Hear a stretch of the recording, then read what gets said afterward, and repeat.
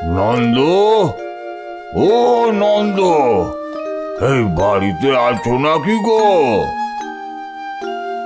হ্যাঁ, আসছি। আরে বলো খুড়ো। বলছি এতে আমার কিছু ধুতি পাঞ্জাবি রয়েছে, একটু পরিষ্কার করে রেখো তো। আমি এসে কাল নিয়ে যাব, কেমন? আরে না না খুড়ো, তোমার আর কাল এসে কাজ নেই। তোমার কাজ হয়ে গেলে আমি নিজেই তোমার বাড়িতে পৌঁছে দিয়ে আসবো। কি রে নন্দ, তুই কি আবার বাড়ি বাড়ি পৌঁছে দেবার কাজ শুরু করলি নাকি? আচ্ছা, বেশ বেশ, পৌঁছে দিস।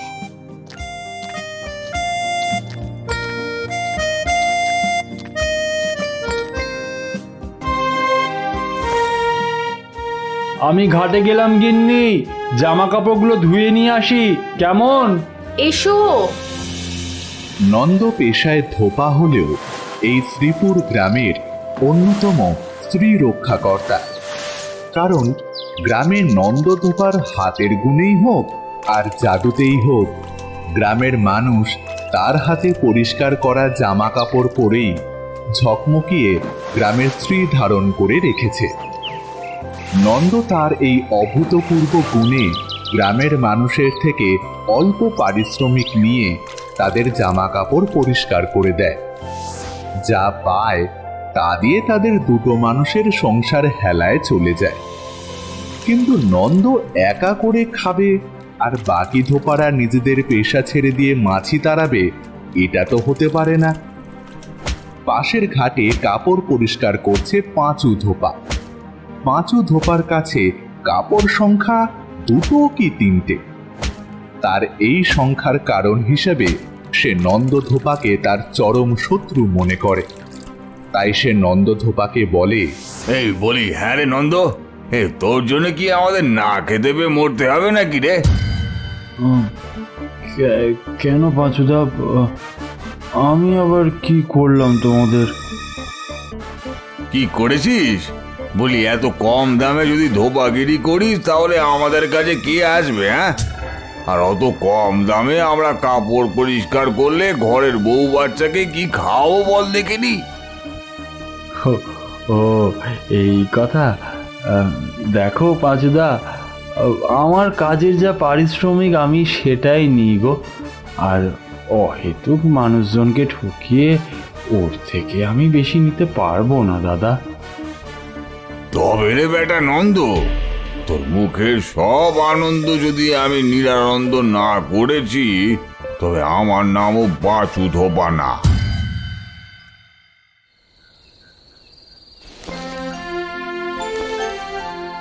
কই গো, হলো তোমার কাজ?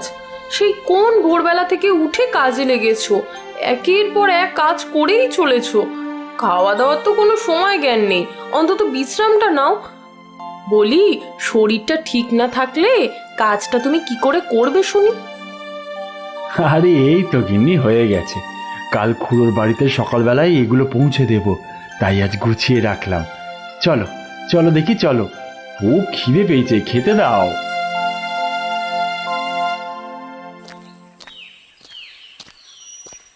বলি, বাড়িতে কি নন্দ ধোপা আছে? জমিদার মশাই পাঠিয়েছেন। হ্যাঁ বলুন। এর মধ্যে জমিদার মশাইয়ের দামি দামি জামা কাপড় রয়েছে, আমায় পরিষ্কার করে দিতে বলেছে। আমি কাল এসে নিয়ে যাব, বুঝেছো? আজ আমার কি সৌভাগ্য, স্বয়ং জমিদারের জামা কাপড় পরিষ্কার করবে এই নন্দ ধোপা। জয় হোক, জয় হোক জমিদার মশাই, জয় হোক। বুঝলে গিন্নি, আজ আমার বাড়ি ফিরতে কিন্তু একটু বেলা হবে। আগে খুড়োর বাড়িতে ধুতি পাঞ্জাবি পৌঁছে দিয়ে তারপরে ঘাটে জমিদারের পাঠানো জামা কাপড় ধুয়ে নিয়ে একেবারে ফিরবো তারপর, কেমন? আচ্ছা, সাবধানে এসো। দুগ্গা দুগ্গা। কি গো দোপানি, কর্তা বুঝি বেরিয়ে গেল? হ্যাঁ গো দিদি। আমার এই কাপড় জামাগুলো কি হবে তাহলে এখন? কেন দিদি, রেখে যাও, কাল ও সুন্দর করে ধুয়ে পরিষ্কার করে দেবে। আচ্ছা বেশ, তাই হবে। এই রাখলাম এখানে। আর এই নাও ভাই গাছের লেবু, ভাতে মেখে খেয়েও। ও মা গো, দিদি কি সুন্দর লেবু! আমাদের কি আর একটু গাছ লাগানোর জায়গা আছে গো, যে একটু কিছু ফলিয়ে খাবো? কত ভালো কপাল তোমাদের। হয়েছে হয়েছে, নাও। কে খাবে ভাই গাছের অত লেবু? এমনিতেও সেই ও তুলে নিয়ে চলে যায়। তোমাকে না হয় দুটো দিয়ে গেলাম, এতে আর এমন কি হয়েছে। আসি এখন, হ্যাঁ। এদিকে নন্দ আনন্দে নাচতে নাচতে পৌঁছে যায় খুড়োর বাড়িতে। সেখানে খুড়োর ধুতি পাঞ্জাবি পৌঁছে দিয়ে সোজা পৌঁছে যায় ঘাটে। ঘাটে সে আজ সবাইকে জানায় আজ তার এত আনন্দ কিসের জন্য। আর ঠিক তখনই পাশে দাঁড়িয়ে সব শুনে ফেলে পাঁচু। তবে রে বেটা নন্দ, আজ তোর একদিন কি আমার একদিন। জমিদারের জামা পরিষ্কার করবি না তুই? কর, তারপর দেখ তোকে কিভাবে আমার রাস্তা থেকে পরিষ্কার করে ফেলতে হয়।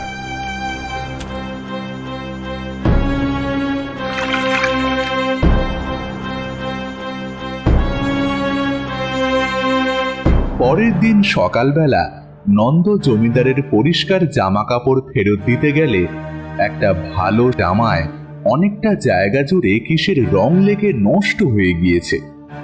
তাই পেয়াদা দিয়ে নন্দকে আটকে রেখেছেন স্বয়ং জমিদার মহাশয়। আগে তার বিচার হবে, তবেই সে বাড়িতে যেতে পারবে। নন্দ, এটা দেখার পর তোমার কি বলার আছে? জমিদার মশাই বিশ্বাস করুন, আমি জানি না আপনার জামায় কোথা থেকে এই রং লেগেছে। আমি সত্যি জানি না। তোর এত বড় সাহস, তুই আমার সামনে দাঁড়িয়ে মিথ্যে কথা বলিস? আমি মিথ্যা কথা বলছি না জমিদার মশাই। আমি কাপড় জামা পরিষ্কারের জন্য কোনো রঙই ব্যবহার করি না, তাই এই রং আপনার জামায় আমি লাগাইনি। তুই লাগাসনি মানে? তার মানে কি বলতে চাইছিস আমি লাগিয়েছি, আর এখন তোর ঘাড়ে দোষ চাপিয়ে দিচ্ছি? সাহস দেখে আমি আশ্চর্য না হয়ে পারলাম না রে নন্দ। আপনারা বিশ্বাস করুন, সত্যি এ কাজ আমি করিনি। বেশ, তুই যদি নাই করে থাকিস তবে তোকে একটা সুযোগ দিলাম। আজকের মধ্যে এই দাগ তুলে পরিষ্কার করে আমার জামা আগের মতো করে নিয়ে আয়, তবেই মানবো যে সত্যি নন্দ ধোপার হাতে জাদু আছে। নচেত এই গ্রাম থেকে তল্পি তল্পা গুছিয়ে চিরকালের মতো বিদায় নিবি।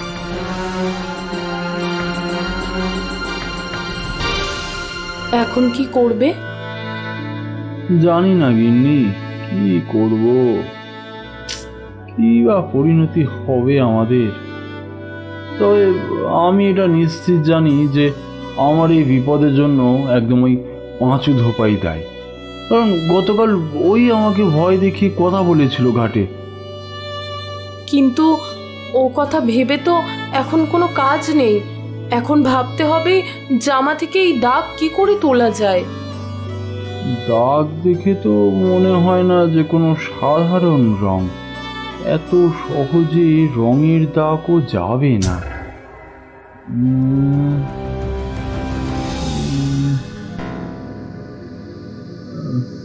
গিনি, এই ঝুড়িতে এগুলো কি? ও, তোমাকে তো এত কিছুর মধ্যে আর বলাই হয়নি।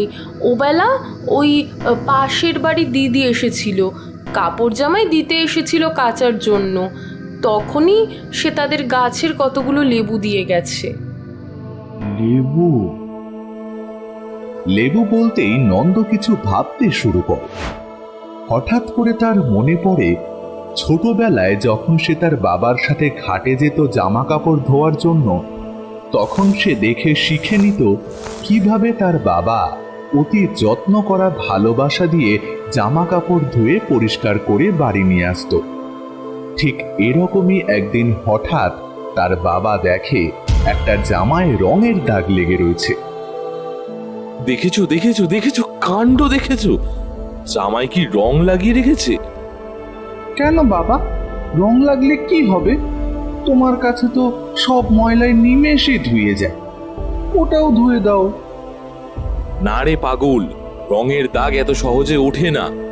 রঙের দাগ তুলতে গেলে রং লেগে থাকা জায়গায় আগে ভালো করে লেবু ঘষে নিয়ে তারপর লেবুর রস দিয়ে জল গুলিয়ে সেই জলে জামা ভিজিয়ে রাখলে তবেই এই দাগ উঠবে অতি সহজে, বুঝলি?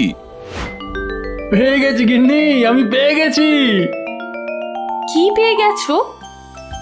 জমিদার মশাই জামা থেকে রঙের দাগ তোলার উপায় আমি পেয়ে গেছি। উপায় পাওয়া মাত্রই নন্দ কাজে লেগে পড়ে। লেবুগুলো কেটে নিয়ে জামায় লেগে থাকা দাগের উপর ঘষতে থাকে। তারপর বালতি ভর্তি জল নিয়ে তাতে কতগুলো লেবুর রস মিশিয়ে জামাটা ডুবিয়ে দিল।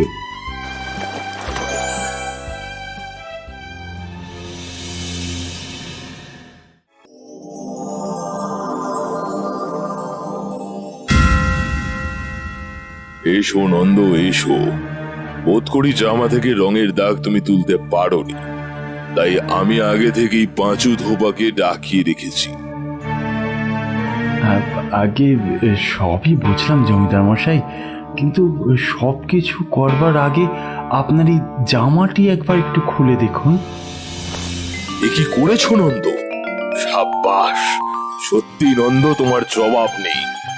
একদিনের মধ্যে তুমি রঙের দাগ তুলে ফেললে।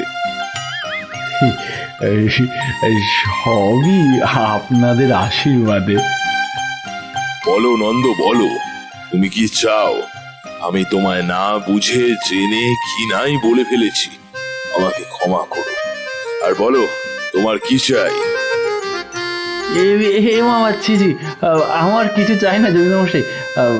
আমি শুধু এইটাই চাই যে যে আপনার জামায় এই রং লাগিয়েছিল তার যেন শাস্তি হয়। তুমি জানো এই কাজ কে করেছে? আমি সত্যিটা জানি না, তবে অনুমান করে বলতে পারি। বেশ, বলো, তার নাম কি? সত্যি পেট থেকে বের করার দায়িত্ব আমার। আগে মহারাজ, এই এই পাঁচু ধোপা। ভাই নন্দ, আমি তোর কোন বাগানে মই দিয়েছি যে তুই অকারণে আমার নাম দিলি? জমিদার মহাশয় বিশ্বাস করুন, এ কাজ আমি করিনি। এই নন্দ মিথ্যে কথা বলছে। কে কোথায় আছিস? আমাকে মারবে না জমিদার মশাই, আমি আমি সত্যি বলছি। আমি আপনার জামায় রঙের দাগ লাগিয়েছিলাম যাতে আপনি নন্দকে এই অপরাধের জন্য গ্রাম থেকে তাড়িয়ে দেন, আর ওর পরিবর্তে আমি চড়া দামে দোবাকিনি করব। আর এভাবেই নন্দ নিজের কাজের প্রতি যত্নবান ও আত্মবিশ্বাসের সাথে কাজ করতে থাকে, যার পরিণামে ধীরে ধীরে তার বাড়ি হয়, বাগান হয়।